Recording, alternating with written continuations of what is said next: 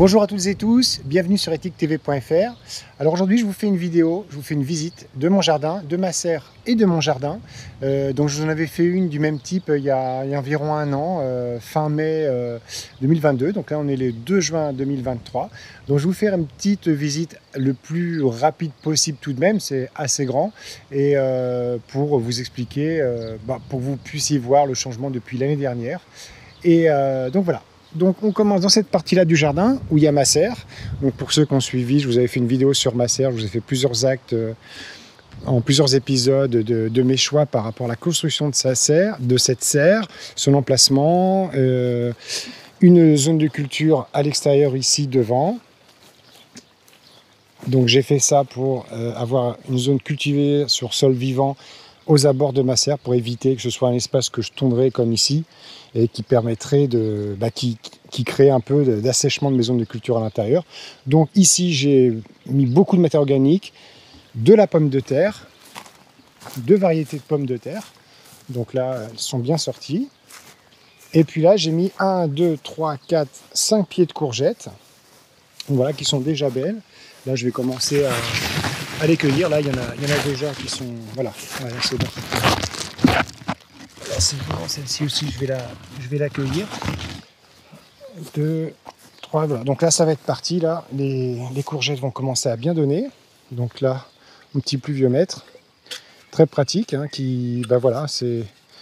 vous avez en temps réel la quantité d'eau qui pleut. Donc chaque trait représente 1 litre d'eau par mètre carré.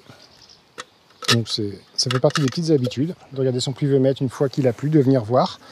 Donc toute cette zone-là qui représente environ, je ne sais pas, au moins 50 mètres carrés, de la pomme de terre, avec des pieds de courgettes ici. J'ai fait un second semis de courgettes à l'intérieur que je vais vous montrer comme ça. Je vais faire une première vague de courgettes là, et vous voyez, comme vous savez, la courgette c'est donnant, je sais pas, environ un mois. Et au bout d'un mois, eh bien, il y a aussi beaucoup l'odium qui se met sur les feuilles, et puis le pied va mourir. Donc moi déjà par rapport à l'odium, je mets du purin d'ortie. Je diffuse du purin d'ortie dilué à 10 ou 20% dessus pour éviter une trop forte colonisation des maladies. Puis le purin d'ortie, ça renforce l'immunité de la plante, ça apporte beaucoup de nutriments. Ça repousse aussi un peu les insectes parce que ça sent fort. Et puis ça booste vraiment, c'est très efficace le purin d'ortie. On en parle justement dans mon film Tous résistants dans l'âme avec Bernard Bertrand qui a fait un combat pour que le purin d'ortie soit accepté à la vente. Et qui ont gagné, mais tous les autres purins d'herbe, purins de consou, tout ça, sont aujourd'hui visiblement pas autorisés. En tous les cas, le purin d'ortie, c'est très efficace, c'est gratuit, c'est un fertilisant formidable. Donc là, un petit semis d'un pommier que j'ai fait l'année dernière, vous voyez, et là, qui fait 70 cm, que j'ai fait l'année dernière depuis un pépin. Donc forcément, oui, ça va me donner un pommier qui... je ne vais pas retrouver la même variété de pommes, mais ça me fera un pommier plutôt sauvage. Mais surtout, ça va être un pommier très résistant puisqu'il va faire une racine, puisqu'on part de la graine, il va faire une racine pivot très profonde. Et donc, si les pommes ne sont pas super, ça pourra faire un bon porte-greffe pour y greffer d'autres pommes. Mais chez mon ami Willy Au-delà de l'eau, il avait des pommiers sauvages qui étaient absolument délicieux. Des pommes qui n'étaient pas très grosses, mais vraiment très bonnes. Donc là, cette année, il a beaucoup plu. Donc je parlais tout à l'heure de la pluie. Cette année, il a beaucoup plu. C'est-à-dire que là, sur la première partie de l'année, il a plu 3 fois plus que l'année dernière. Et donc, plutôt que de lutter contre la nature et tondre tout le temps, parce que plus il y a de l'eau, plus l'herbe pousse, j'ai laissé une grosse zone comme ça autour, pousser. Et j'ai tondu juste les allées de circulation, comme dans mon jardin potager, qu'on va voir tout de suite après la serre. Et donc c'est là où c'est très intéressant parce qu'on voit justement fleurir les mauves et toutes les fleurs sauvages qui vont venir là. Et on va du coup découvrir un petit peu toutes les plantes indicatrices qui poussent sur nos sols. Et voilà. Et donc là c'est vraiment un refuge à biodiversité formidable. Ça évite aussi l'assèchement des sols. On a beaucoup de trèfle cette année. Donc, je ne sais pas si c'est dû à la forte pluie. Donc je rappelle qu'on est dans le département de la Vienne, dans le Poitou, à environ 40 km de Poitiers. Donc région, on est plutôt au centre-ouest de la France. Donc là, un figuier que m'avait offert Camille et Rodrigue, le jardin que je faisais, un des jardins que je faisais à Paris, et qui est très bien, hein, il se porte très bien, il a des belles feuilles. Je lui ai mis un petit peu de compost frais, tout ça au sol, je l'arrose de temps en temps. Et voilà, donc là, j'ai juste tendu les circulations, donc ce qui nous fait toute une partie au milieu, bien évidemment, très ensauvagée. On a des chardons-marie qui poussent. Le chardon-marie qui est une plante médicinale extraordinaire pour le foie. Et là, c'est un abricotier. Et cette année, comme il a beaucoup plu et comme il n'y a pas eu de gelée tardive, on va avoir vraiment beaucoup de fruits. Donc là, on voit que les abricots, eh bien, il en est plein. Ça va être une belle année à fruits. Voilà, donc on va retourner vers la serre. Donc la serre, donc il a fait chaud un peu plus tard que l'année dernière. L'année dernière, il a commencé à faire chaud très tôt. Donc eh bien, au niveau des zones de culture, moi j'ai pas changé. J'ai fait toutes mes tomates sur la droite. Donc au milieu, toujours mon plan de travail, mon matériel rangé dessous, ma couche chaude ici dans laquelle je fais mes semis. Donc là j'ai lancé un petit semis de persil qui commence tout juste à sortir, des semis de basilic. Là, de la graine de chia que j'ai acheté à mon ami Philippe qui fait des plantes sauvages et comestibles. Et donc là, j'ai fait des semis de concombre, de courge de louffa, de la courgette. Donc un deuxième semis de courgette. Donc là, j'ai 1, 2, 3, 4, 5, 6, 7, 8. J'ai 16 semis de courgettes. Comme je vous disais tout à l'heure, je refais fin mai, début juin, un deuxième semis de courgettes. Ce qui fait que je vais avoir des jeunes plants de courgettes peut-être fin juin, et qui seront très beaux. Et comme ça, j'aurai en juillet, à partir de mi-juillet, fin juillet, une deuxième vague de courgettes. Voilà, donc ça je fais ça chaque année, ça fonctionne. Là, j'ai fait mes semis de haricots, parce que les haricots dans le jardin que vous allez voir là-bas, ils se font bouffer direct, parce que j'ai beaucoup de gastéropodes, beaucoup de limaces. Donc je les fais plutôt en planche à semis comme ça. Après, je les repique je les fais en godet. Et après, quand ils sont bien grands, bien, je les intègre au jardin. On va passer de l'autre côté là-bas, où ici, j'ai un framboisier. Là, j'ai un plant de verveine citronnelle. Là, plusieurs semis que j'ai fait de plusieurs plants, c'est de la cerise de terre, donc la physalis, hein, vous savez, ça s'appelle aussi l'amour en cage. C'est cette petite, comme un petit fruit rouge ou orangé qui est dans une petite lanterne beige. Donc ça, c'est très abondant. Donc j'en ai fait 4 ici. Là, j'ai des kiwano, mais qui n'est pas en super forme. Plusieurs kiwano qui ne sont pas en super forme. Là, c'est des boutures d'un raisin absolument délicieux. Et je suis très content parce que j'ai fait hier et j'ai fait l'année dernière. Décidément, j'ai du mal à trouver mes mots. Et là, voilà, le plan de vigne est magnifique. Et après, j'aurai un gros plan de vigne ici. Donc, ma petite mare, à cheval entre l'intérieur et l'extérieur pour apporter de l'eau pour les oiseaux de l'extérieur aussi. Voilà. Donc là, tous mes pieds de tomates. Donc là, j'ai environ 100 pieds de tomates. J'avais mis dans chaque alvéole, j'avais mis 2 graines. Donc du coup, à chaque fois, c'est des doubles pieds.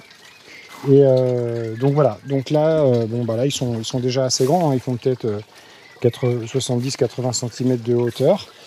Voilà, plusieurs variétés de tomates. Green Zebra, Noir de Crimée et tomates de Berao. Donc voilà, elles sont très belles. Là, un pied de courgette à l'intérieur. Là, encore des tomates. Ici, des tournesols, des tomates. Donc là, des salades que j'ai pas mangées. J'en ai trop des salades. Je picore tout le temps des feuilles. Donc là, c'est en train de monter en graines. Là, de la mâche. J'ai fait beaucoup de mâche, mais beaucoup trop. Donc elle est en train de monter en graines aussi. C'est magnifique. Je pourrais garder les graines. Les tournesols sont très beaux. Donc c'est ça l'idée, hein, c'est de planter beaucoup plus que ce qu'on a besoin. Quand on part de la graine, on a tellement de graines qu'on peut se permettre de faire 10 fois plus de plants qu'il faut. Et puis du coup, de troquer, d'offrir des plants, etc. Et puis moi, mais ça, j'en ai beaucoup trop. Donc c'est ça, Emmanuel nous a dit que c'était la fin d'abondance. Comme j'aime bien dire, c'est plutôt le début qui s'opère. Là, j'avais tout ça de radis, donc j'en ai mangé beaucoup, mais j'ai pas tout mangé. Donc il y a du kénopote qui s'est mis dedans. Mais je vais nettoyer tout, je vais peut-être refaire un semi-gradis. Donc voilà, là de l'artémisia noire. Il va falloir que je repique en terre parce que là... Donc toujours un fond d'eau, je mets toujours un fond d'eau dans mes semis. Voilà, là ici, j'ai fait des trous ici pour que le trop plein d'eau, quand je remplis, c'est cool, qu'il n'y ait pas plus qu'à peine 1 cm d'eau. Là dans mes bacs, j'ai des bacs étanches, pareil, je mets toujours un fond d'eau. Et au moins comme ça, j'ai pas besoin d'arroser. Et je veille juste à ce que le fond de l'eau soit plein et mes plants se portent très bien. Là, des betteraves qu'il faut absolument que j'aille repiquer, hein, qui sont belles. Il faut que j'aille les repiquer dans le jardin. Et puis là, mon purin d'ortie. Voilà, tac. Donc j'en avais fait une pleine poubelle. Hein. Donc le purin d'ortie, j'ai déjà fait une vidéo là-dessus. Et ça, c'est très efficace. Vraiment, le purin d'ortie, c'est absolument merveilleux. Mais vous pouvez faire du purin de consou, du purin de prêle, du purin de bourrache, même du purin d'herbe que vous avez dans votre jardin. C'est un engrais, un fertilisant formidable. Moi, je l'ai bien vu. Hein, là, j'avais mes tomates qui n'étaient pas en grande forme, un peu jaunâtres. Et je les ai arrosées au purin d'ortie. Et en 2-3 jours, vraiment, j'ai vu le vert revenir. Alors là, dans ce petit verger qu'avait fait mon grand-père, on a des prunes. Des pruniers, donc eh bien, cette année on va avoir de la prune, ça va vraiment être super. On voit que quand il y a de la chaleur, de l'eau et pas de gelée tardive, eh bien, la nature prend le dessus. Et là un beau cerisier avec des belles cerises bien noires. Là il y en a pas mal. Les oiseaux, vous voyez, ce qui est intéressant, c'est dans un jardin naturel, c'est pour nous et également pour la biodiversité. Donc on voit que les oiseaux aussi se régalent. Elles ne sont pas véreuses. Oui, on voit que les petits oiseaux viennent manger. Mais franchement, elles sont vraiment délicieuses, bien grosses.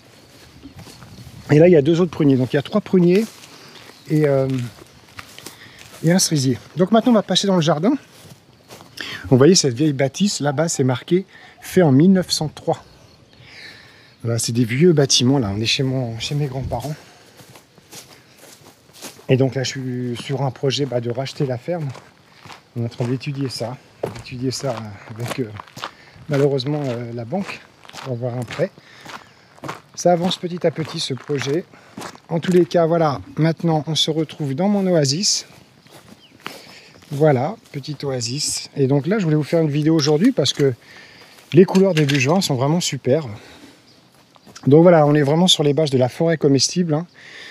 Là, c'est des faux acacias robiniers qui, en ce moment, là, sont en fleurs. Et vous voyez, il y a beaucoup d'abeilles. Et on va vous dire par défaut, oui, les faux acacias robiniers, c'est hyper envahissant. Moi, au contraire, j'ai décidé de les garder, composer avec eux, puisqu'ils sont très envahissants. Ça veut dire qu'ils sont bien ici. Et profiter de cette bonne installation, cette bonne prolifération pour, au contraire, eh bien, composer avec eux et non pas lutter contre eux. Donc là, si vous avez déjà vu la vidéo, je vous le répète, j'ai mon bac ici pour récupérer les eaux pluviales. J'ai pas de gouttière là-haut, donc j'ai tordu des tôles. Je récupère l'eau pluviale ici. J'ai mis un trop-plein là avec un tuyau. Ça va alimenter la première mare qui est là-bas. Donc ici, là, je teste dans cette grande zone des pommes de terre à l'ombre. Je vais voir si ça fonctionne. C'est une grande zone où j'ai mis juste du fumier, de la tonte d'herbe dessous et puis de la paille. Et puis j'ai mis des pommes de terre. On va voir si quand il n'y a pas de lumière comme ça, si ça fonctionne quand même. Là, une petite mangeoire dans laquelle je mets des graines l'hiver. Là, on a un refuge à hérissons. Et là, la première mare. Voilà.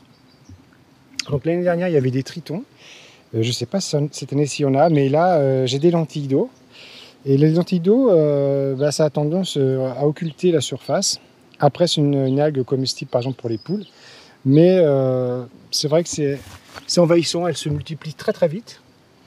Et donc, je ne sais pas. Peut-être que en fin d'année, je la sécherai et puis je remettrai de l'eau. En tous les cas, voilà, quand il pleut, l'eau arrive ici. Et il y a un autre trop-plein là-bas qui va alimenter la deuxième mare du jardin. Donc voilà, l'idée, c'est j'ai ouvert cette mini-forêt. Là, j'ai encore fait un refuge à biodiversité à hérissons. Vous voyez, tac. Voilà. Donc vraiment, l'amas de pierres, de branches, de tons d'herbe, de tuiles, etc. J'en fais un peu partout pour des refuges à biodiversité. Donc là, une grosse zone à fèves. Vous voyez, là, j'ai des belles fèves. Vraiment magnifiques, quoi. Elles sont superbes, là. Donc là, il faut que je les ramasse. Il y a toute cette zone-là qui est vraiment très belle. Et alors, je ne sais pas si vous entendez, mais il y a toutes les grosses abeilles charpentières, vous savez, les grosses abeilles noires, là, qui sont en train de butiner un peu partout. On va essayer d'en voir. Ça, c'est des petites abeilles.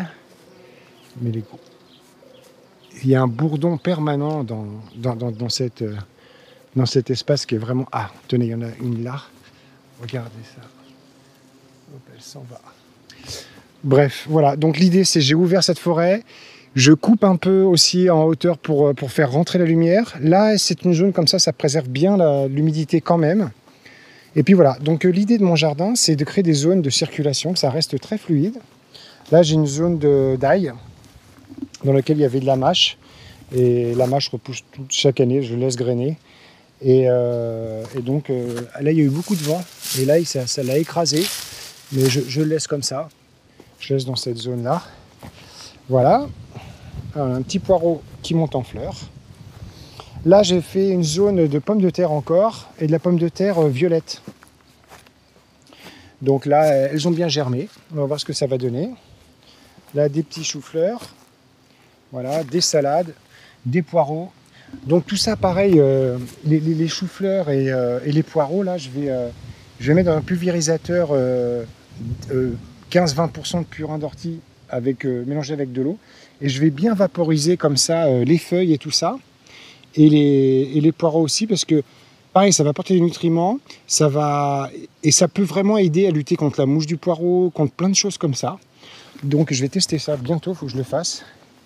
Là, j'avais mis de l'ail des ours, mais pas suffisamment à l'ombre, je pense. L'ombre, elle est venue qu'il y a 3 semaines, quoi.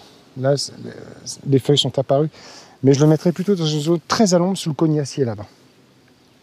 Donc là, des salades, des petites salades, des poireaux, etc. Donc là, un beau cognacier où il y a plein de coins en cours de formation. Voilà. Ici, ce grand arbre, c'est un noyer. Voilà. Donc, ma haie de biodiversité ici, que j'enrichis tout le temps. Dès que je coupe des branches, dès que je récupère de la tonte d'herbe ou j'arrache des herbes, bah, je les mets dans ma haie de biodiversité, vous voyez, qui fait tout le tour de mon jardin. C'est un jardin qui fait, je sais pas, 500 mètres carrés. Et tout le contour de ma haie, de mon jardin, est clôturé par cette haie de biodiversité qui est un véritable refuge à biodiversité. Et là, pareil, j'ai entassé beaucoup de branchages, beaucoup d'herbes dessus. Et donc là, pareil, hein, il y a prolifération de vie. Là. Donc là, c'est mon petit point d'observation. Je me pose ici, tranquillement, et où je peux observer. Il y a la deuxième mare qui est là-bas, les oiseaux qui arrivent, les nichoirs à mésanges ici. Donc là, regardez, l'ail s'est vraiment fait écraser. C'est de l'ail violet par le vent. Il y a une grosse tempête. Et donc, je vois qu'ici, il y a un gros courant d'air. Donc, il faudrait que je plante derrière des arbres fruitiers pour faire barrage à l'avenir. Là, pareil, il y a un poirier. Donc, il y a plein de poires. Ça devrait être une belle année à fruits. Là, c'est un nichoir à pince-oreille. Et comme ça, les pince-oreilles nichent dedans. Et puis ensuite, eh bien, ils se reproduisent et ils prolifèrent. Et puis, bah, ils vont faire un nettoyage, tout ce qui est vert et tout ça, dans les fruits. C'est encore mieux s'il y avait des poules. Elles piqueraient le sol, etc. Mais bon, dans un potager, les poules, c'est pas vraiment compatible. Sauf les canards corandiens. Mais... Voilà, un deuxième cognacier. Un petit nichoir à mésanges. Là, une planche avec que des oignons. Voilà. Donc ici, des petites salades, des oignons rouges, des artichauts. Donc là, il faut que je les ramasse. Voilà. Alors, je ne sais pas si on voit bien à l'écran. Donc là, voilà, une grosse zone de culture ici. Ici, une autre. Là-bas, une autre. Et ici, une grosse zone où j'ai beaucoup d'aromatiques. Donc là, déjà, j'ai une consoude là, qui prolifère. Donc là, qui arrive à la fin, mais qui était toute en fleurs, qui est absolument magnifique. Donc je vais pouvoir faire du purin avec cette consoude. Là, beaucoup de menthe poivrée, qui chaque année revient. Donc ça, la menthe poivrée, c'est une merveille. Le menthe préféré. Là, j'ai de la sauge. Voilà. Là, j'ai j'ai de l'oseille, voilà, un gros pied d'oseille. Là, j'ai de la mélisse citronnelle qui est absolument magnifique. Donc, je plante tout serré. Là, j'ai du persil de l'année dernière qui est monté en graines. Là, j'ai de l'estragon. Là, encore de la mélisse citronnelle. Là, j'ai de la rhubarbe. Dessous, j'ai de l'origan. Voilà. Là, j'ai de la sarriette. Voilà, beaucoup de plantes aromatiques dont je ne m'occupe pas, qui repoussent chaque année. Et là, ça, c'est la rose trémière, des grandes roses trémières. Là, en partie centrale du jardin, un gros totem. Et dessous, il y a notre coco, notre coq qui est décédé l'année dernière. On l'a enterré là, on a dit c'est le totem de coco. Rose trémière, voilà, là, de la lavande, là, beaucoup de salade, vous voyez. Et moi, j'adore quand je jardine, prendre des feuilles comme ça et manger.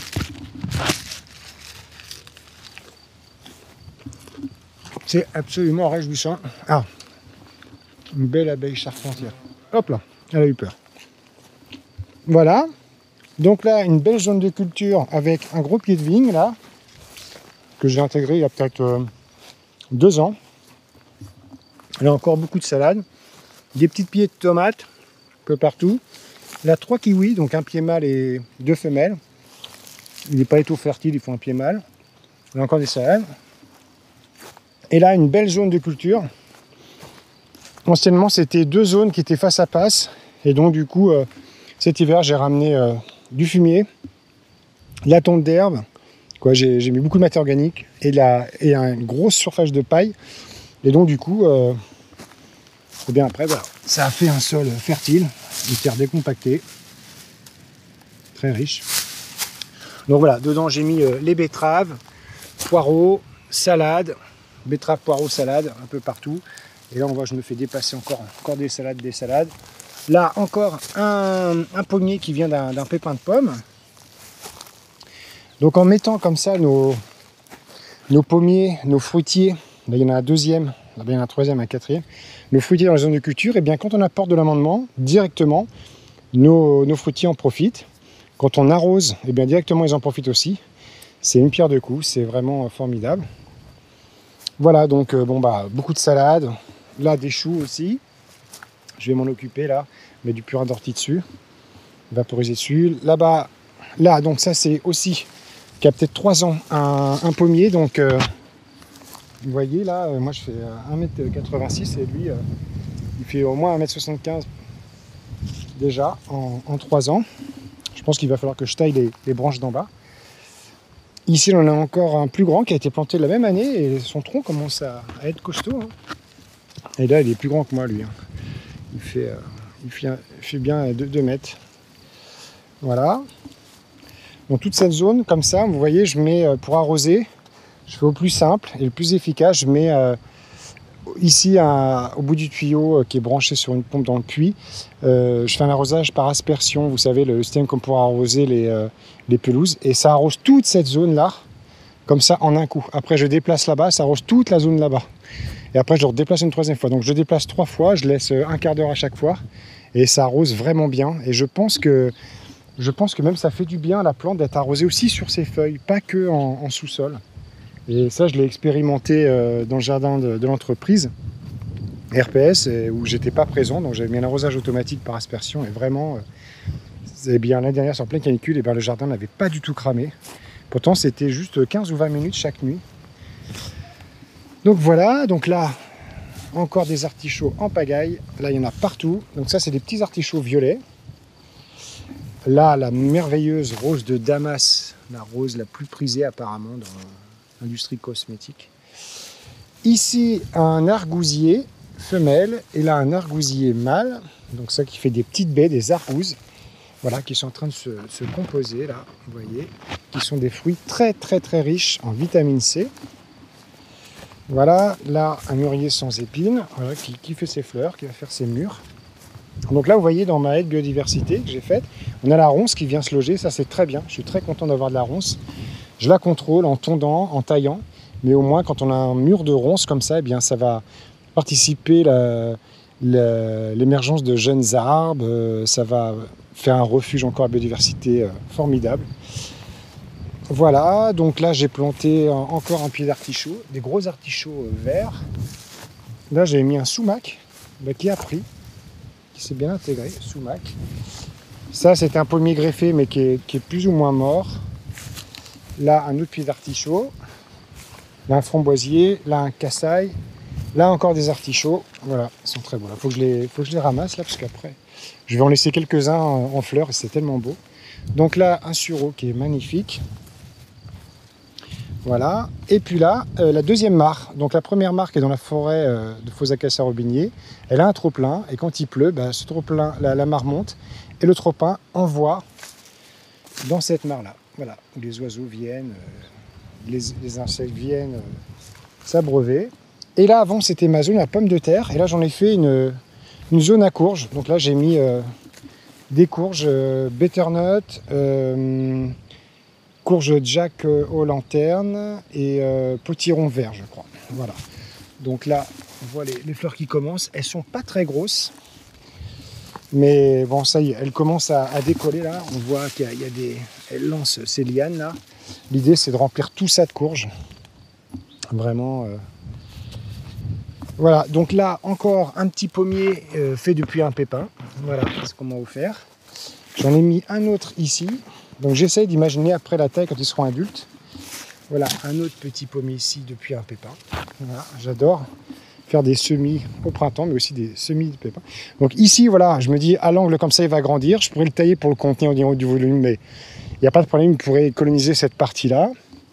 Ici, ça sera pareil, devant le vieux noyer ici, ça sera très bien, j'ai pas de zone de culture.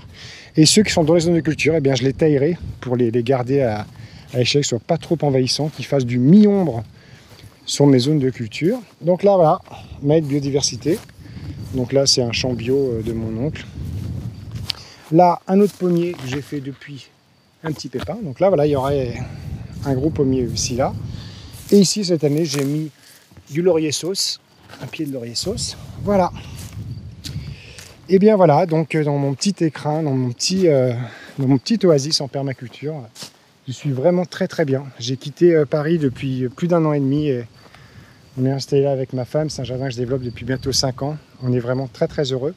Et là, je viens de sortir mon livre aux éditions Très Daniel qui s'appelle L'Esprit Permaculture, à travers lequel je vous partage 5 ans de travail. 5 ans de travail dans 4 jardins différents. Et tout ce que j'ai expérimenté aussi sur la production de graines germées, sur comment faire son savon, comment faire sa lessive à la cendre. Ça, la lessive à la cendre, c'est une amie qui m'a donné la recette.